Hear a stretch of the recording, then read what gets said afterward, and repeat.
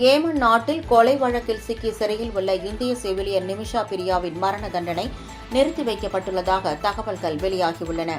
கேரளத்தைச் சேர்ந்த நிமிஷா பிரியா ஏமன் தலைநகர் சனாவில் அந்நாட்டைச் சேர்ந்த தலால் அப்து மகதியுடன் இணைந்து கிளினிக் ஒன்றை தொடங்கி நடத்தி வந்த நிலையில் நிமிஷாவின் வருமானம், நகைகள், கிளினிக்கின் உரிமம், பாஸ்போர்ட் ஆகியவற்றை பறித்துக் கொண்டு மகதி கொடுமைப்படுத்தியதாக கூறப்படுகிறது. இதையடுத்து 2017 மகதிக்கு மயக்க மருந்து கொடுத்து தனது பாஸ்போர்ட்டை மீட்க நிமிஷா முயன்றபோது எதிர்பாராத விதமாக மகதி உயிரிழந்தார். இந்த வழக்கில் நிமிஷா குற்றவாளியாக தீர்ப்பளிக்கப்பட்டு ஜூலை 16ஆம் தேதி அவருக்கு மரண தண்டனை விதிக்கப்பட்டது.